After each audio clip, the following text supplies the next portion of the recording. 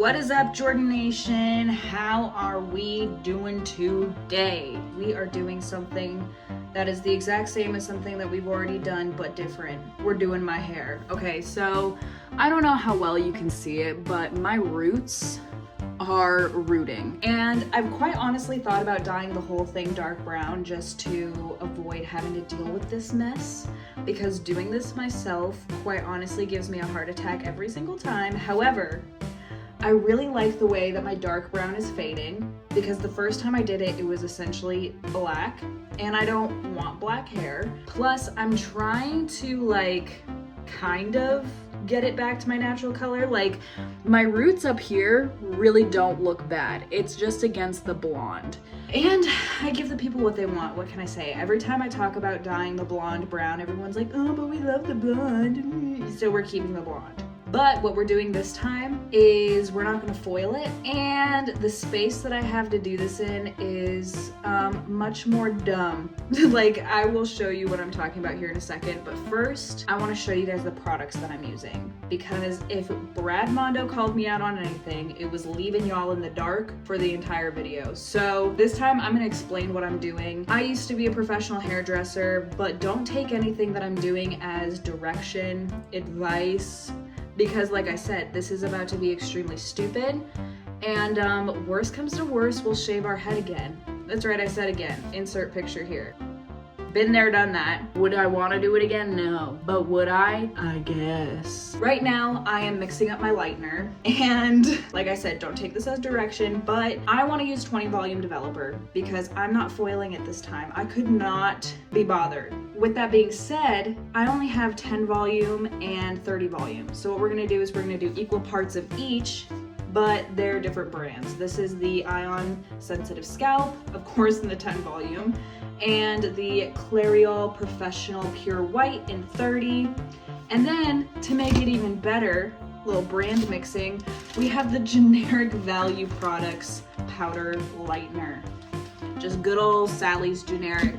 And then to tone, we're gonna be using the Unicorn Hair in Oyster. It looks like this.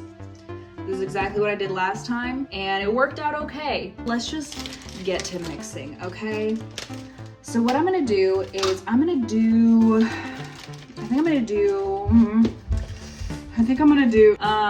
do 2 scoops of lightener. For consistency's sake, I also still don't have gloves, so that's fun. And then I want this to be closer to like a 15 volume than a 20 volume, because I'm trying to, keep the integrity of my hair as much as possible. So we're gonna do slightly more of a 10 volume. My ancestors told me to stop, so we will stop. And then we're gonna do a little bit of 30. And now it's time to stir it up. And I want this to be a little on the runnier side, because with me not really being able to see all the angles of my head, I want to ensure that it's like thin enough to be able to penetrate all of my sweet hairs. I'm gonna go change into something a little more comfortable, and I will see you guys in my bathroom. So this is kind of the environment that we have to work with. Very minimal on the space front, so wish me luck. If y'all thought the angle was bad on the last video that I did like this, oh girl, just you wait until this video. My hair is entirely caked full of gel right now, so that's great. Maybe it'll create like a nice little protective barrier, but I'm gonna brush it out and then kind of show you guys what I'm working with. I feel like on camera you're not able to see like the gravity of how gnarly these roots are, but I think like once I show you the back of my head, you'll be like, oh, okay, Jordan, I get it. It's time to touch that shit up. Oh yeah. I love brushing my hair, it feels so good. This is the back of my head. Essentially what I need to do first is section out the blonde. So I'm gonna go ahead and part her down the middle. And we are going to go ahead and I think I basically did like this strip. Ooh, that was a pretty good little section. We just have a little bit of brunette in there, which is like honestly okay, but I want to try to get as much of that out as possible. Like, y'all see all that root? Yeah, not good, not cute. And then we're gonna go ahead and I guess pin this with this. I thought I had better clips for that, but whatever. And then I do like to do this front section as like a separate kind of panel, I guess you could say. So we're gonna go ahead and clip this.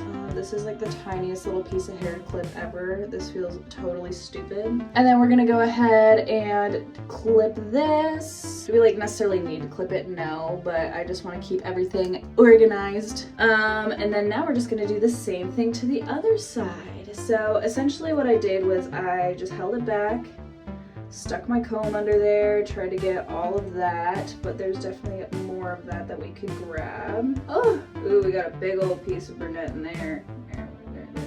There we go. But I want that piece of blonde. That'll do. How many combs does it take to feel satisfied with your work? The world may never know. Alright, so now we're just gonna make a stupid little twist again. And then we're gonna go ahead and twist this off. And then the back is always the hardest. Oh my gosh, because I used to have a mirror that would allow me to see the back of my head. Now it's just kind of hopes and miracles. I'm not gonna lie to you. So what I do is I have like a relative idea of where it starts and stops. I kind of like pull my ear back a little bit, and I'm gonna start with this and just pull that straight. So we're gonna guess how bad is it?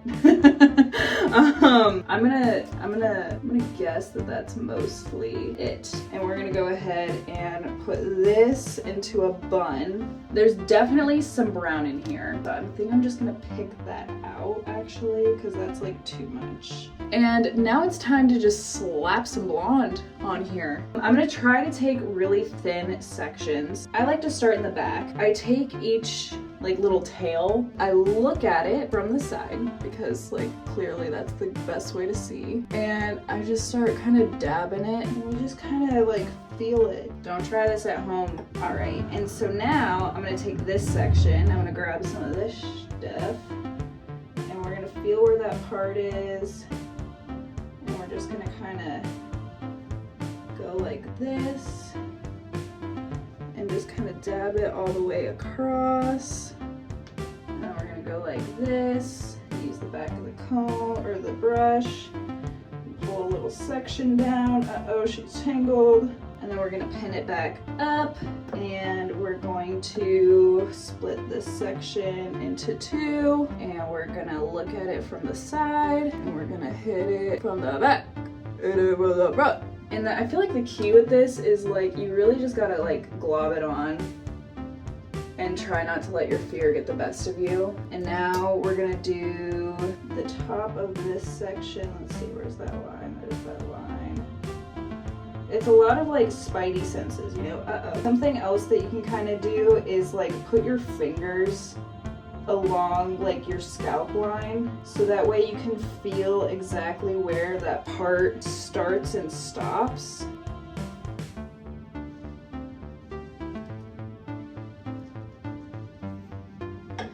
And then once I'm done doing these horizontal sections, I'm gonna go ahead and split it up vertically and just try to hit it to the best of my abilities. I doubt that Brad Mondo would react to my videos twice, but this definitely feels more of like the chaos that he's looking for. Now, I just like to go through and really re-hit, like especially around like my hairline, because those are gonna be the things that are the most visible to the naked eye, and I am really faking this until I'm making this. But then we're gonna go through and kind of take vertical rough sections and just try to hit them with a little bit of love. Dude, I feel bad for whoever my next hairdresser is. My God, they're gonna be like, girl, what happened? I don't want to talk about it.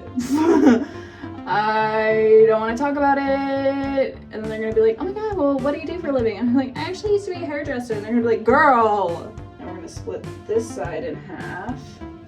And we're gonna take little vertical sections here, okay, and we're gonna get lightener all over our freaking fingers, and we are gonna call that good. I don't know what it looks like. Editing Jordan will cry when she sees it. So there you go, Jordan. Now the front is much easier.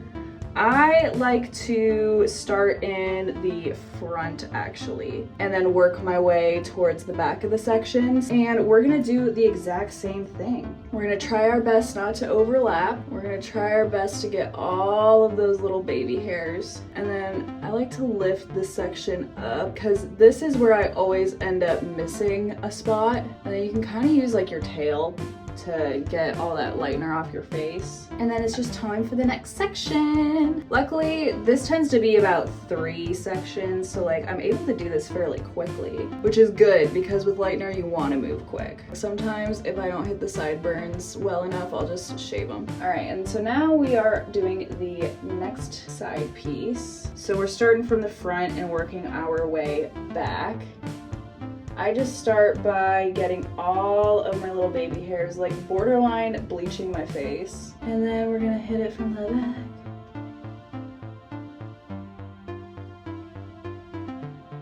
The little technique that I was talking about earlier, I'll go ahead and show you on this side since you can see so very much better. But you can grab the tail on your brush and you can literally use it to get all that bleach off your skin. Enough to like not worry about your fucking face melting off. Maybe the Renaissance will come back into fashion so that way like if my hair were to melt off, it like wouldn't be the end of the world, because in the Renaissance, if you didn't know, having no eyebrows and like a really large forehead made you look like more intelligent. And so like people would shave their hairlines and their eyebrows off to like get that mega mind big brain feel. And then I'll probably let this sit on for like 20 minutes because I would rather my roots be a little darker than a little lighter like they were last time. Stupid dum-dum. And then once I'm done with this and I have it rinsed out, I'm gonna definitely do like a nice protein treatment. Yeah, this shit's feeling a little crusty, dusty, musty. And now we just have these 2 front bits, which I usually like to do in 2 sections. I could probably get away with doing it in 1, but we're gonna be thorough. And then now we just gotta do this side and let her simmer. The last time I did this and I didn't use foils, my hair didn't bubble, so that's good. Either it's because I moved and I no longer have hard water, or I think I just didn't need that much heat. Now I do have to say, when I do touch up my roots this way, it gives it a much stronger feel. It's a harsh line because like I'm not going through and like baby weaving anything, you know what I mean? And so it can be a little strong, and like people notice it. I remember the first time I did it, I was like, see, I don't even think anyone's gonna notice. Like that's such a hairdresser thing to be aware of.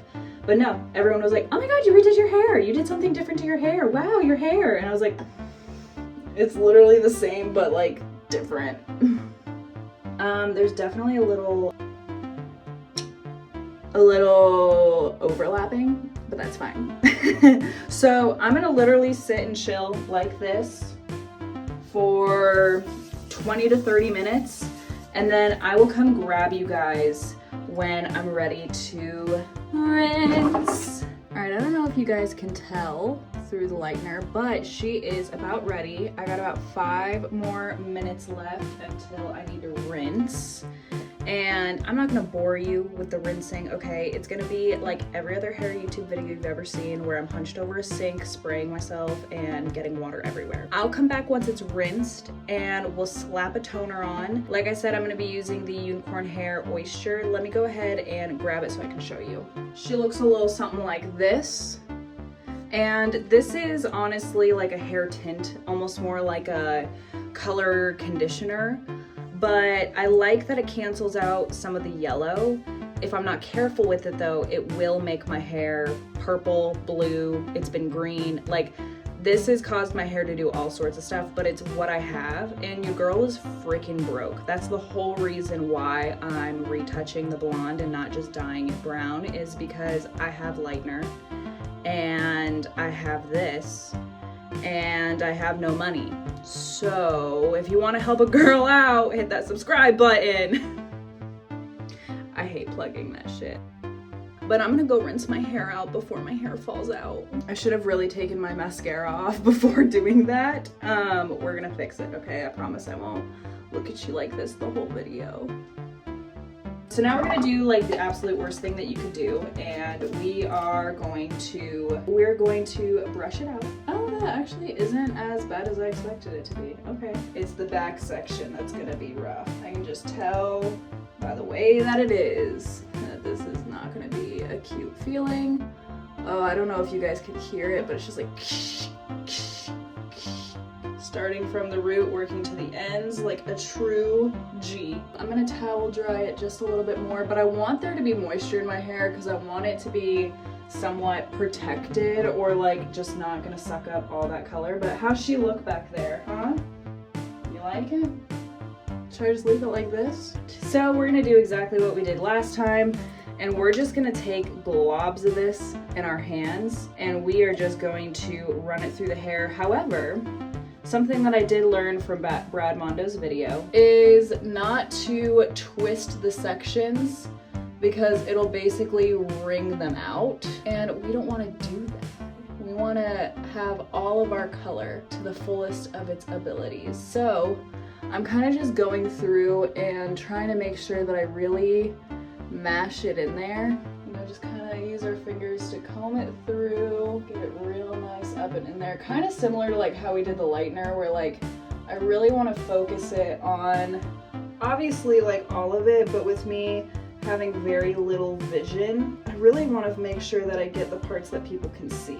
I wish I had like a wide tooth comb that I could use to like kind of comb this through, but we're just gonna have to use the Lord's comb, which is our fingers. Okay, I think this is gonna turn out quite nice. I think we have gotten this nice and goopified. I feel like it's just so hard to get it all the way to the root. I'm gonna let this sit on for, I think like 10 minutes is what my ancestors are telling me. So we're gonna listen and we're gonna come back once my hair is washed. And I'm even gonna, I think, blow dry it for you guys. I'll see y'all in like 10 minutes. I'm obviously back before it's dry, but I wanted to show you guys what it looks like while it's wet. And we did it, sister. That's right. I'll try to like show you the back of my head. Oh, I could have seen the back of my head this whole time. But it turned out pretty good. There's obviously like a piece of my neck hair that I think I missed, or maybe that's like a shadow, it's hard to tell. If you guys are curious what I washed it with, I washed it with Aveda's Be Curly Co-Wash. It's like a really moisturizing, gentle shampoo. And then I followed it up with a bit of the Blonde Revival Conditioner by Aveda, mixed in with the Intense Strengthening Mask in Light. And it seemed to be a good way to obviously wash my hair, but keep it nice and gentle and nourishing while also reviving that blonde. I gotta say, like, every time my hair is wet when it's freshly done, this is what I was talking about with like the Renaissance. Like, talk about a big old forehead. I'll see you guys in a little bit. The sun is going down, so I apologize. You guys might not get to see it in natural lighting, but I mean, if you subscribe, you'll be able to see me in another video with natural lighting. All right, it is all blow dried. Is it perfect? Most definitely not. I said I didn't want to be platinum blonde, but you can see like a clear line of where things were touched up and then where things are old. Now, this happens literally every single time that I do my hair. So I know that eventually it will get to this like nice honey blonde, but for all things considered, she looking cute. She looking back to normal, and we didn't miss, we didn't miss any of the baby hairs. So really, I'll show you the back. Looking cute or whatever. Thanks for watching. Stay tuned for the next video and have fun perusing on the internet. Stay safe out there. Mwah. Goodbye.